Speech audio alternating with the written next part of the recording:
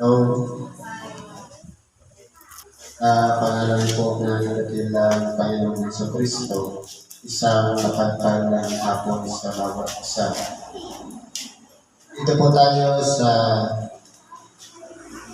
patuloy na gawain kung saan meron tayong mga nakatatlang sitas o aralin na ating binabasa at binibigyan ng buhay. Ang una pong aralin ay po sa Ebanghelyo ni San Mateo, sa Kapitulo 23, versikulo 13 hanggang 28. Sabi po ganito, "Datapwat, kaaban ninyo mga iskriba at mga Pariseo, mga mapagkaimbabaw, sapagkat sinasarahan ninyo ang kaharian ng langit labang sa mga tao, sapagkat kayo'y hindi na nagsipasok, at ang mga nagsisipasok man ay ayaw ninyong pabayaan mga papasok." Ngayon, para maunawaan po natin kung ano ang ibig sabihin ng unang bersikulo, kinakailangan balik tayo sa basic. Sino-sino po ba yung tinatawag na iskriba at mga Pariseo?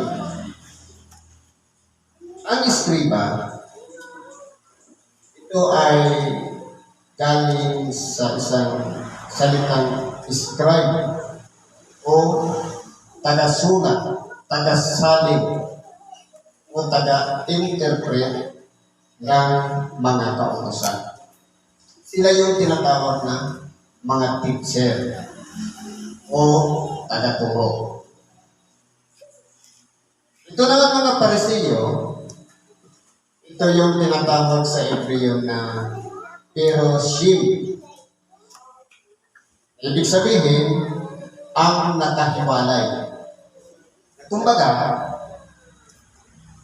nakabatay din sila sa kautosan ni Moises. Iwalay sila doon sa mga Hudyo, pero ang kanilang ginagawa naman, sila ang tagapagtanggol ng mga kautosan.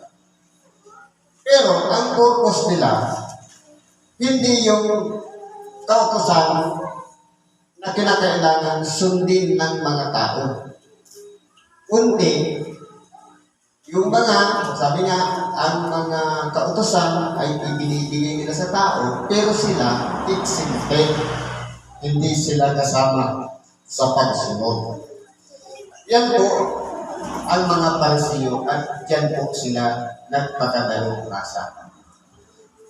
Ngayon, bakit sinabi ng ating dakilang Panginoon na yung mga Pariseo ay tinawag niya at yung mga iskriba na abang? Kahabag-habag. Dahil po, dito sa unang bersikulo, na mayroong mga tao na dapat masusumpungan nila ang kaharian ng langit, pero pinagbabawalan nila. At kung sino man ang may nais na masumpungan ang kaharian ng Diyos, pinipigilan nila at sinasaway nila. Kumbaga, kung titingnan po natin, meron yan sa panahon ngayon. Hindi ba ang mga kasulatan ay inupi na sa lahat? Napakarami ng limbag, may Tagalog, may Bicol, may Cebuano, may English, at kung ano-ano pa. Depende po sa lahi o wika ng bawat bansa. Lahat po yan may version. Pero, mayroong mga sikta o mga kalipunan ng mga mananampalataya na ipinagbabawal yung mga kasulatan na basahin. Yan po yung tinatawag ng mga Pariseo at mga iskriba na ayaw nilang buksan ng tao ang mga kasulatan para matuklasan nila ang katotohanan. Kundi, nakatipin nila doon sa sinasabi ng mga namumuno. Hindi Hindi ba dati, yung mga nagtuturo noon, itinuturo lang na pinagsisiksikan yung salit-saling sabi ng mga tao. Hindi ba nakamulatan natin? At ngayon natuklasan natin, marami palang tinuro sa atin, wala sa banal na kasulatan. Hindi ba itinuro sa atin yung magrosaryo. Bata pa tayo, tinuturuan na. At yung panalangin, paulit-ulit kapag nagkukumpisan, kapag may sala ka, manalangin ka ng 5 ama namin. Pero kung titignan po natin, sa 5 paulit-ulit na yan, lumalabas na tayo sa mga kasulatan. Kaya po, ang pangangatwiran dito ng ating dakilang Panginoon, ang mga Pariseo ay magiging aba at naging mga papagpaibabaw sa kanilang sarili dahil yung tsansanan sa mga tao na malaman ang katotohanan, sila po yung nagkukontra. At ayaw makarating sa katotohanan yung mga tao. Dapat sana malaman kung ano yung kalooban ng Diyos, ipinagsisiksikan nila yung saling-saling sabi ng mga matatanda. Ano pang sabi dito? Kasi medyo maliit po dito yung 14, naka-insert. Sabi ninyo, mga eskriba, mga Pariseo, mga mapagpaibabaw, sapagkat sinasakmal ninyo ang mga bahay ng mga babaeng bao at inyong dinadahilan ang mahahabang panalangin. Kaya nagsisitangkap kayo ng lalong mabigat na parusa. Kumbaga, ito yung mga eskriba at mga Pariseo, ang ginagawa nila, nagiging dahilan yung mga baon o mga babaeng baon na parang kinakausap nila na binibigyan ng, halimbawa, parang pangako. Kapag ginawa mo ito, manalangin ka ng pagkahabang manalangin, makakarating ka sa langit. Pero, may kapalit. Siyempre, yung kaloob ng mga babaeng baon. Kaya tinatawag ito, sinasakman yung kahinaan ng mga babaeng bao na kung titingnan po natin, wala na silang maaasahan, kaya nga bao. Wala silang asawa. Ang inaasahan na lang nila, yung sarili nilang lakas at ang pagtitiwala nila sa Diyos. Pero pasok naman yung mga eskribas at Pariseo, ang nangyayari po yan, idinadahilan niya yung pagkahahaba ng mga panalangin. Pero may pananakman na may kapalit. Sige, ito ang panalangin mo, pero magbigay ka ng kaloob. Ganyan po. Ano ba sabi dito? Sabi ninyo, mga eskriba at mga Pariseo, mga mapagpaibabaw, sapagkat inyong nililibot ang dagat at ang lupa sa paghahanap ng isa ninyong makakakampi. At kung siya ay magkakayo na, ay inyong ginagawa siya makaibayo pang anak ng impyerno kaysa inyong sarili. Na kumbaga, ang ginagawa ng mga eskribas at mga Pariseo, nagre-recruit. At kapag may na-recruit na, pinasasama nila yung ugali na mas masahol pa kaysa sa mga ginagawa nila. Imagine, nililibot ang buong dagat. Ano pa sabi dito? Sabi ninyo, kayong mga taga-akay na bulag, na inyong sinasabi, kung ipanumpa ninyo man ang templo ay walang anuman. Katapwat, kung ipanumpa ninyo man ang ginto ng templo ay nagkakautang siya. Na para maging tinuturuan ang mga tao, dahil nga sila tinatawag na bulag na taga-akay, sapagkat alin taga ang lalong dakila, yung ginto o yung timplong bumabanal sa ginto. Halimbawa, meron tayong dyan box yung kaloob. Alin baga mahalaga? Yung altar na bumabanal sa ginto o yung ginto o yung kaloob na nandidiyan na ibinigay natin. Kaya nangyayari, nagiging dahilan yung ginto na dapat magbigay ka o magkaloob ka ng ginto. At At kapag may nawala dyan sa ginto, nagkakaroon ng pagkakasala. Dito pa lang sa panunumpa, parang parehas na ng kahulugan. Kaya ang nangyayari ito, napapahamak yung mga tao dahil sa kawalan ng kaalaman. Dahil po sa interpretasyon ng mga eskribas at mga parisiyo, puro pagpapaimbabaw. At kung ipanumpa ni naman ang gambana ay walang anuman. Kapag kung ipanumpa ni naman ang handog na nasa ibabaw nito ay nagkakautang siya. Kaya tinitingnan po natin, alin ba ang mahalaga? Yung dambana na bumabanal sa kaloob o sa handog o yung handog na minsan kapag nagbibigayan, minsan hindi tayo nagkabibigay. Parang pinalalabas patuloy na tayo ay mas mayroong pagkakaroon ng mabigat na pagkakasala dahil hindi tayo nagkakaroon. Eh kung titignan po natin, kapaimbabawan na naman yan. Binabaliwala yung dambana na bumabanal sa ginto o sa handog o sa kaloob, ang nangyayari po yan, mas mahalaga pa yung handog kaysa doon sa dambana na siyang bumabanal sa handog. Kayo mga bulag, kaya ang nanunumpa sa pamamagitan ng dambana ay ipanunumpa ito at ang lahat ng mga bagay na nangasa ay babaw nito. Ibig sabihin, kung yan man ay meron tayong dambana, lahat ng nakalagay riyan, kasama na po yan sa pinaningilin na dapat natin ingatan. Dahil habang yan ay naririyan, kasama yan sa dapat natin ipalagay na isang banal. Sapagkat naririyan nga siya sa loob ng dambana. Ano pa sabi dito?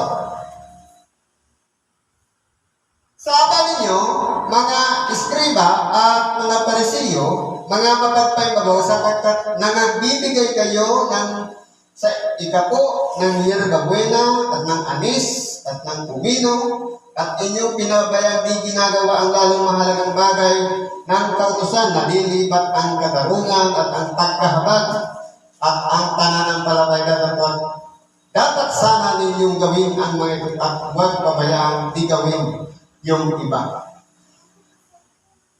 Ito po yung mga gawain, isa pang gawain ng mga eskribas at parisiyo na inuubliga ang mga tao na magbigay ng ikapo.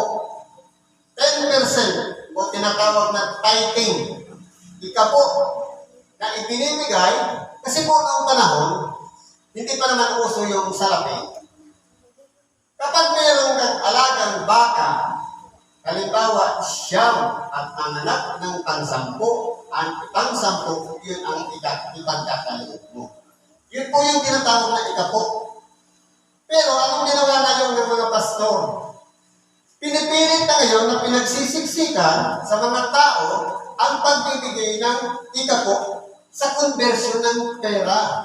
Kaya kung aralin natin, mali po yung computation. Bakit? Kasi po, ang pinag-uusapan ng ikapo, exclusive lang sa Israelita noong mga panahon na hindi pa uso ang salapi. Ibig sabihin, kung baka lang ang kakalog mo. Kung meron kang tupa na 10, ang isa doon, ipagkakalog mo. Yun ang pagbibigay ng ikapo. Pero anong ginagawa ngayon? Bumabase sa sweldo. Pero kapag kinumpute natin ang sweldo, halimbawa may sweldo ka 10,000, pagkatapos nun may gastos ka mula sa transportation, load, allowance, pagkain, upa, at ang natira ipalagay natin sa 10,000, 8,000 yung gastos. May natira kang 2,000, doon ka kukuha ng ikapo. Ibig sabihin, ang idudulin mo, 200 yan. Pero ang ginagawa ngayon ng mga pastor, ang ginagawa, kung gross income, kung ang sahod mo ay 10,000, ang hihingin sa'yo, 1,000. Ang problema po doon, saan po yun napupunta? Kaya nga, tama yung sinasabi sa mga banal na kasulatan.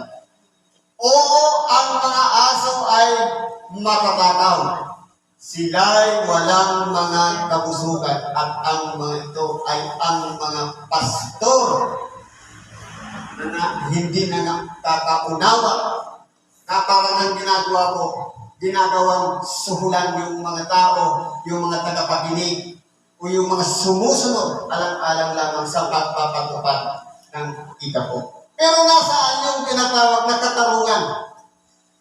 Yung mga mahalagang bagay, yung pagkahabag. Kasi po, doon sa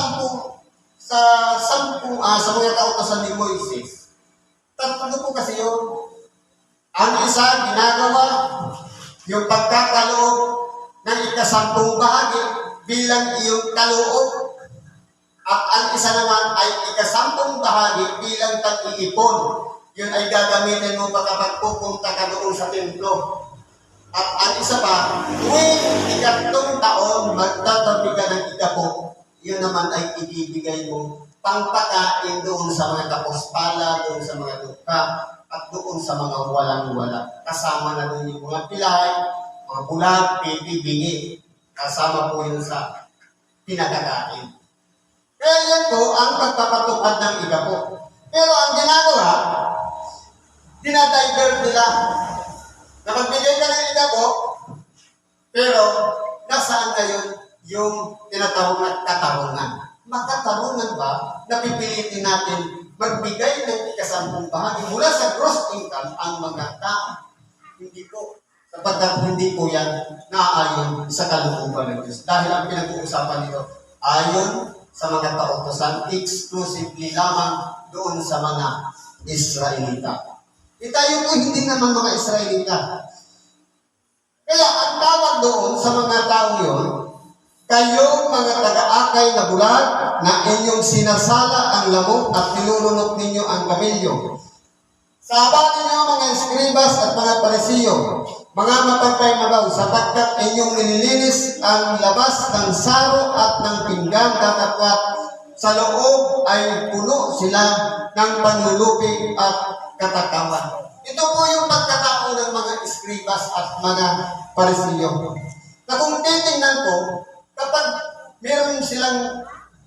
sila ay nakasuot ng kanilang mga kasuotan, na kakaiba sa lahat ng kasuotan, may mga pilakterya, may mga sabi may kawing-kawing. Parang respetado yung kanilang panlabas na kalagayan. Pero sa kalooban nila, mandarambong sila at mandaraya. Kaya nga tinatawag silang mga mapagpaimbabaw o ipokrito. Hypocrites na mga eskribas at mga parisiyo. Kaya ang tawag sa kanila ng ating kabilang payo, ikaw ulat na parisiyo, linisin mo muna ang loob ng saro at ng pinggan upang luminis naman ang kanyang labas. Ibig sabihin, hindi ko kasi nakikita sa mga eskribas at parisiyo ang taus-pusong pagsisisi. Pagbabago ng kanilang pagkakatay, nakamatak na talaga sa kanila yung ugali ng pagiging mapagpaimbabaw. Sabatin niyo mga eskribas at mga parisiyo, mga mapagpaimbabaw, sapagkat tulad kayo ng ibingang pinaputi na may anyong maganda sa labas, datapwat sa loob ay puno ng mga buto at ng mga patay na tao at ng lahat ng karumalungan. Kaya kung titingnan po natin dito, ang pamantayan po ng ating dakilang tanim, bakit niya sinabing mga mapagpaimbabaw, yung mga eskriba at mga parisiyo, dahil po sa panlabas nilang kanya, wala kang maipipintas. Pero sa kanilang purpose, sa kanilang mga intention, sa kanilang mga pinaggagawa, at higit sa lahat, sa kanilang mga naisin na mangyari sa tao para ibiktima, meron po silang mga malililing na pag-iisip na hindi makatarungan. Kaya naagagalit ang ating dakilang Panginoon sa mga eskribas at mga parisiyo. Ano ba sabi nito? Gayon din naman kayo sa labas, nag-aanyong matuwid sa mga tao at sa loob ay puno ng pagpapaimbabaw at katampalasanan. Kaya kung titingnan po natin dito, Dito sa mga eskriba at mga parisiyo, ito po yung kalipunan ng mga tao na meron silang paninindigan din. Meron din silang sinusunod na doktrina nila. Meron din silang ipinapatupad na batas nila. Lahat ng yon ay sumasalungat sa batas na ipinangangaral ni Kristo. Sapagkat kung titingnan po natin, iba po ang pamantayan ng mga parisiyo at iba naman yung pamantayan ng Diyos sa pamamagitan ng ating dakilang Panginoong Hesus-Kristo. Kaya hindi po sila pwedeng magpanagpo. Minsan, ang mga parisiyo naging akusado, ginagamit nila yung aral ng salita ng Diyos para i-insert doon yung salit-salit sabi ng mga matatanda na parang ginagawang utos ng Diyos ang ayon sa salit-salit sabi ng mga tao. Kaya hindi po talaga magkasundo ang ating dakilang Panginoon, pati yung mga eskribas at mga parisiyo. Dahil po, ang ating dakilang Panginoon, ang gusto niya, ang mga tao ay mapabuti. Pero ang mga eskriba, pinasasama nila ang mga tao. Pero dito na lang ba ito, salamat sa Diyos at ano man ang ating mga kailangan, karalingan. Inapit po natin yun sa Diyos at ipagkalap natin sa Kanya. Nanampalataya lang tayo at tatanggapin natin ang lahat ng kasagutan sa ating mga hinihingi sa Kanya. Salamat at mapagpalang ako sa bawat isa.